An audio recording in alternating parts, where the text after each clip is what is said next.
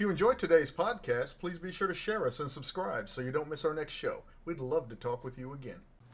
Hello again, everyone. Happy December 1st. We are now officially in December, so you can put up your decorations without your dogmatic neighbor complaining about it.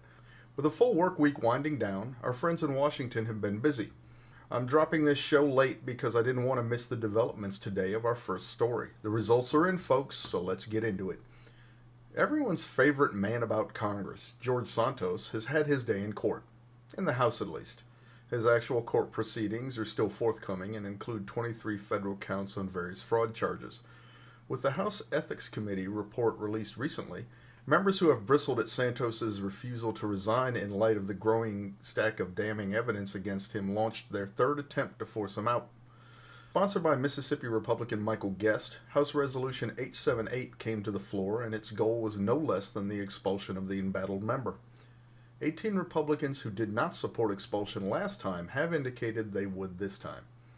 In a spirited debate yesterday, Santos tilted with his accusers, and members began coalescing around opinions on if he should or should not be expelled, and if this proceeding was too soon or not soon enough. Those that range from uncomfortable with this effort to strongly against it include the House GOP leadership. Speaker of the House Mike Johnson, Majority Leader Steve Scalise, Majority Whip Tom Emmer, and Conference Chair Elise Stefanik have all announced they would vote against the resolution.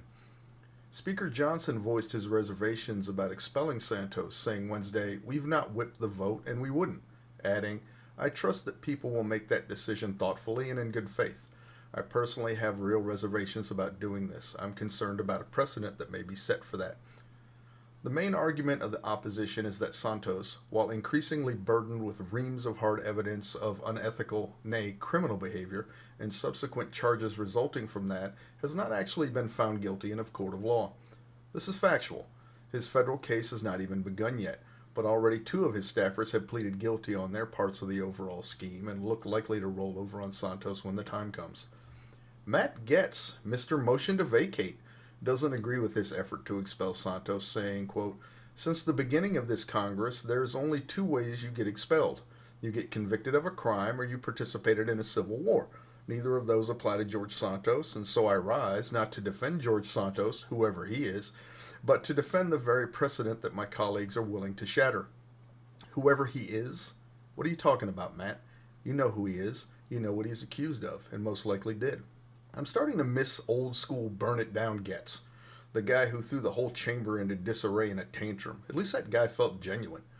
This phony artificial sweetener Matt Gaetz tastes funny and is certain to be carcinogenic. Santos offered the same argument in his statements, protesting, "On what basis does this body feel that the precedent must be changed for me? I have been convicted of no crimes. Mr. Speaker, my loyalty to this country is true and unquestionable." Some conservative members have also argued that expelling Santos before an actual conviction is a dangerous precedent because corrupt Senator Robert Menendez has not been removed, even though he has serious court cases awaiting him as well. Translation, why should we reprimand our guys if they won't reprimand theirs?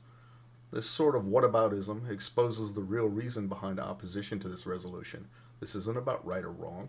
This isn't about ethics or due process. This is about politics. This is about power. This is about control of the House. Are the Republicans alone in putting power before principle? No. The Democrats in the Senate are avoiding confronting their Menendez problem for the same reason. Yes, expelling Santos would set a new precedent. There was no precedent to expel members for participating in the Civil War either until there was. Santos's actions are particularly egregious. At minimum, they are worthy of consideration.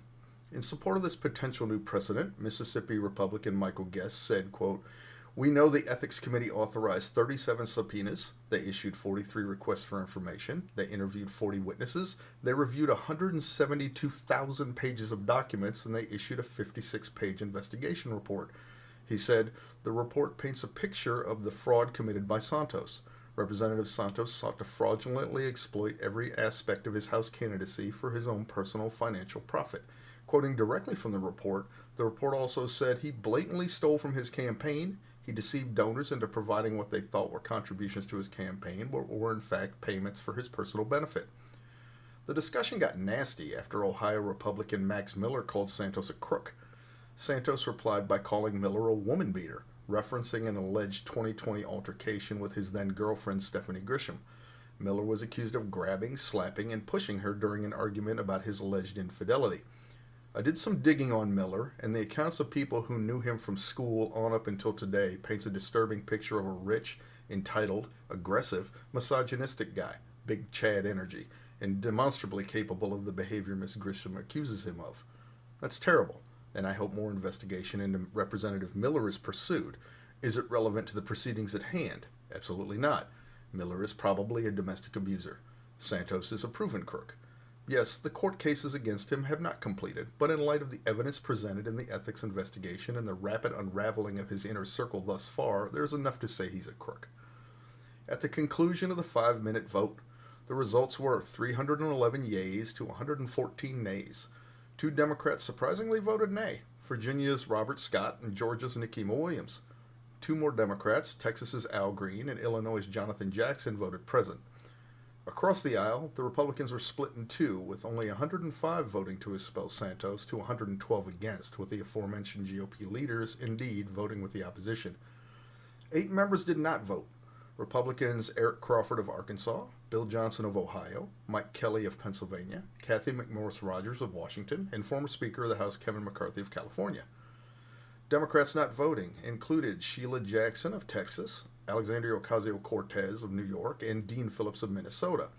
Phillips, you will remember, is currently on the campaign trail contesting Joe Biden in an increasingly Machiavellian primary. We will discuss that in a moment. When questioned after the vote, Citizen Santos said, "It's over." He added, "The House spoke. That's their vote. They just set new dangerous precedent for themselves." When asked if he would still stay and use non-member privileges because he is not convicted, Santos said, "Why would I want to stay here? To hell with this place." At the end, Santos had an epiphany and ended the interview, "You know what? As unofficially no longer a member of Congress, I no longer have to answer your questions. Look on the bright side, George. You can now focus on trying to stay out of jail." This was a historic moment.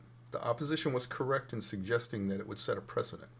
For all the evidence piling up against Santos and his uncooperative and shifty behavior, he has not been found guilty in a court of law and is the first to be carried out without that last nail in his coffin. As I finish writing today's script, I'm reviewing the roll call of votes and monitoring Twitter as representatives announce their votes and their reasoning behind it. This is a defining moment for them, the body, and us. What do they stand for? What do we stand for? I encourage you to see what your representative did when called to action and see if it aligns with your values. In Democratic primary news, the cloak and dagger intrigue is escalating. We already had the stripping of delegates from the state of New Hampshire for refusing to go along with Biden's desire to reorder the primaries to favor South Carolina, a state that has been good to him in the past. This made running in New Hampshire meaningless from a delegate standpoint, but the entry of Dean Phillips into the race suddenly created the possibility of the state being able to boost a campaign out of the starting blocks and creating momentum going into in-play states.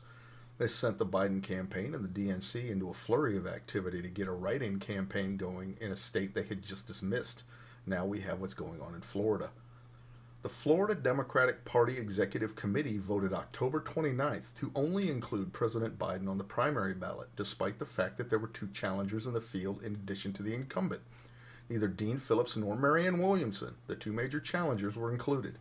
This decision was just 2 days after challenger Dean Phillips announced his candidacy, but Williamson was already an established candidate. This omission is important because under Florida state law, if a candidate is running in a primary unopposed, the contest won't appear on the ballot. By not putting any other names on the ballot, Biden is essentially running unopposed. So, basically, no primary will happen and he just gets the state's delegates automatically. Dean Phillips's campaign asserted, "The Florida Democratic Party has stripped the right of every Florida Democrat to vote for the candidate of their choice since the state will not issue a ballot for a party primary with only one candidate."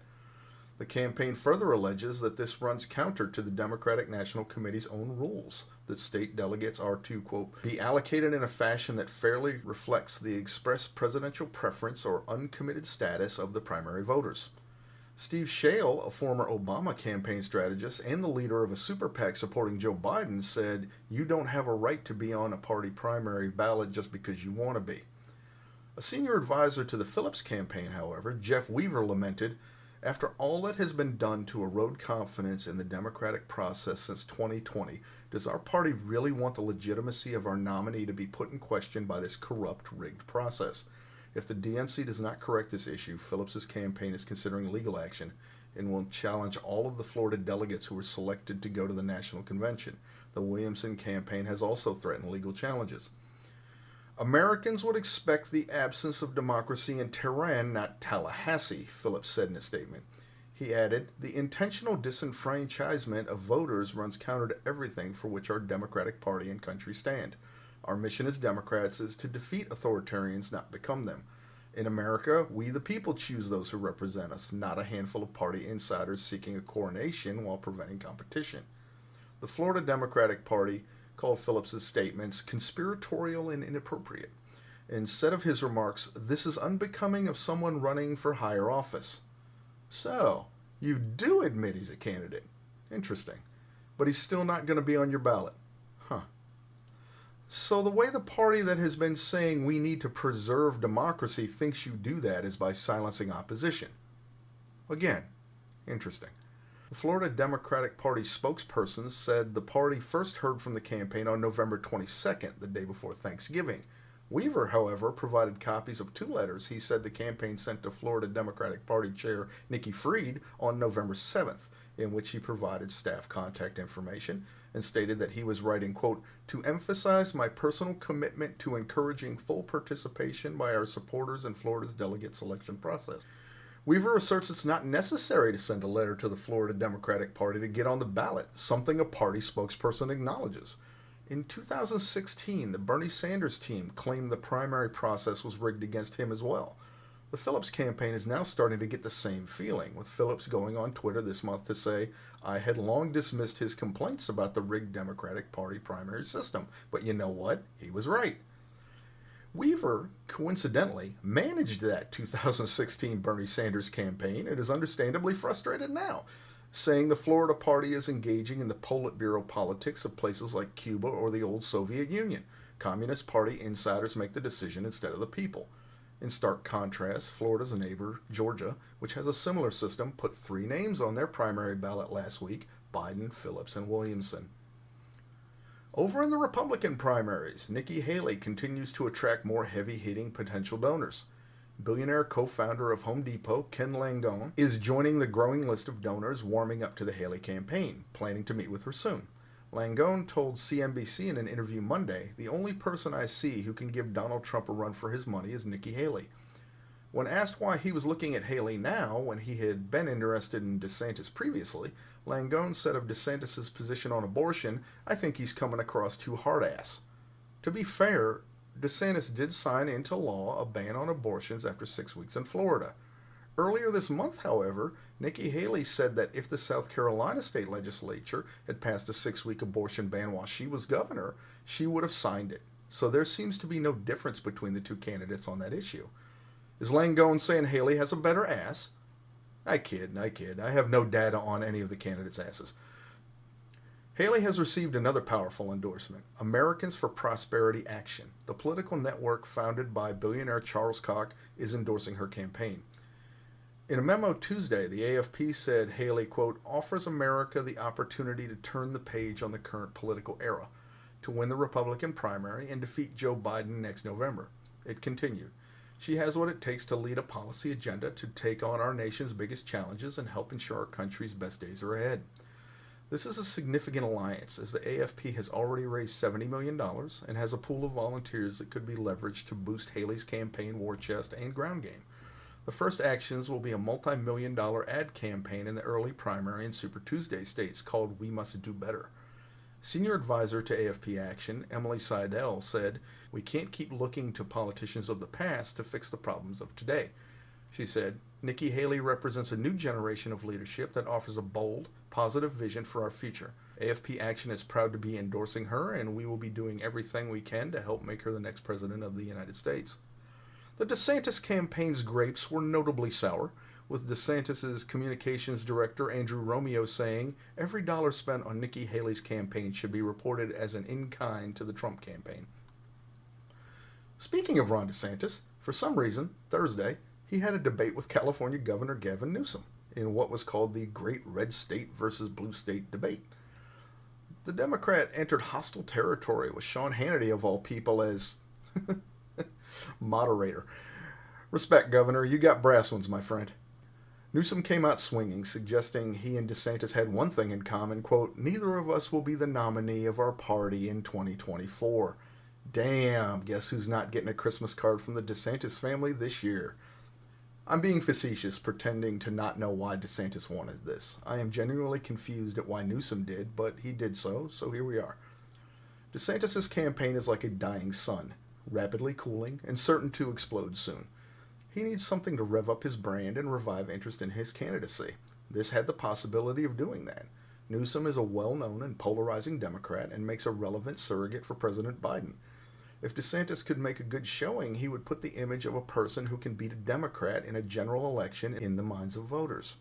It's pretty creative in my opinion and would separate him from the pack in the GOP primaries if it works.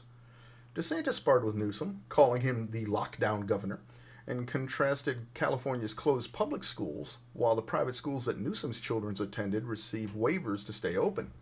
Newsom shot back. You passed an emergency declaration before the state of California did. You closed down your beaches, your bars, your restaurants. Newsom closed with, Donald Trump laid you out on this, dead to rights. On abortion, Newsom challenged DeSantis. Will you or will you not sign a 6-week ban in the unlikely case you become president of the United States? DeSantis did sign into law in Florida a measure that bans most abortions after 6 weeks of pregnancy. So extreme is your ban that criminalizes women and criminalizes doctors that even Donald Trump said it was too extreme, Newsom said. DeSantis never actually answered the question. When asked if he would support any limits on abortion rights, Newsom said he supports abortion rights, noting that late-term abortions are extremely rare and come as a result of fetal anomalies or conditions that jeopardize the health of the mother, saying it is an extreme exception. He added it should be up to the mother and the doctor and her conscience. In one exchange, DeSantis got a gut shot when even Newsom threw his support behind Nikki Haley, saying, quote, this is just a reminder. It's a question some people are probably asking. I know Nikki Haley's campaign is asking, when are you going to drop out and at least give Nikki Haley a shot to take down Donald Trump in this nomination, Newsom added. She laid you out. DeSantis probably felt like that Chinese kid that tried to D-up Newsom when the California governor visited China recently. Newsom has been accused in the past and was accused during the debate by DeSantis of running a, quote, shadow campaign for president, something Newsom denies. When asked directly by Sean Hannity if he would say unequivocally he would not run in 2024 under any circumstances, Newsom quickly shot back, correct. I admit I really haven't been paying attention to Newsom. I was not aware of this idea that he might be angling for a run this year. Looking at him, though, and thinking back to what I said a moment ago, why would he agree to this sideshow? It's got me thinking. Alright, folks, pull out your box of aluminum foil. Not that cheap store brand stuff, the quality heavy-duty Reynolds wrap. We're going to play the conspiracy game. Your head wrapped up tight? Okay, let's get weird. Newsom is a high-level Democrat, a powerful governor of the most populous state. California, as such, has the largest pool of delegates, 494 for the Democratic Convention. There is executive experience and delegate support. He's been dealing directly with other countries as the governor. There is international experience. He agreed to debate a Republican, potentially resulting in the same image boost DeSantis is obviously going for. He spent the entire debate as a Biden hype man, flying the administration flag high. There's demonstrated understanding of the administration's policies and public advocacy for it. Let's be real. Regardless of who you're looking at for president in next year's election, you must admit that Biden is a liability. Yes, Trump is terrifying, but we can talk about him in a minute. Joe Biden is clearly showing signs of dementia and deterioration of both his mental and physical faculties. He is not a safe choice for 4 more years. I'm not sure he's got 4 more months left in him. We have only to look at Kamala Harris attending the COP28 climate summit in his place for yet more indications that all is not well with the president. I'm not enjoying this. I have no respect for people who celebrate the physical suffering of political rivals. It's disgusting. I would prefer to see Biden retire rather than watch him continue to fall apart on my news feed while the world burns. Is he corrupt? Yes, he is. Has he enriched himself and his family to the detriment of the country and its people? Yes, he has. Is he alone on any of these charges? No. Would it be nice if he suffered legal consequences for that? Absolutely. Will that ever happen? Hell no. If he was still all there mentally and physically, at least we could enjoy some continuity of government, but he's not, so we don't. Can he at least just go away? The polling supports my concerns. A majority of people asked are concerned about this, and rightly so. If the alternative to Biden wasn't Trump, I expect the Democrats would be more open to changing horses. But Trump is just so damn scary that the Democrats are propping up Biden like Weekend at Bernie's, hoping he can make it to an inauguration. Wait, is that the plan? Are I, not as smart as I think I are? If the goal is to get him back in the White House for at least a full work day to establish residency so they could create a pretense for him to step down and hand the office over to his vice president, they certainly don't intend that to be Kamala Harris, do they? She has like Senate levels of approval in polls. People do not like her. Are they going to figure out a way to get Newsom on the ticket in the VP slot? Is he the guy? Huh. His foil is too tight. It's giving me a headache. All right. That's it. Y'all have a great weekend, folks. That's it for today. Thank you for listening. If you enjoyed the podcast, please take the time to leave a comment here and on Podchaser. It helps us know how we're doing and what topics you'd like to hear in the future. Have a great day.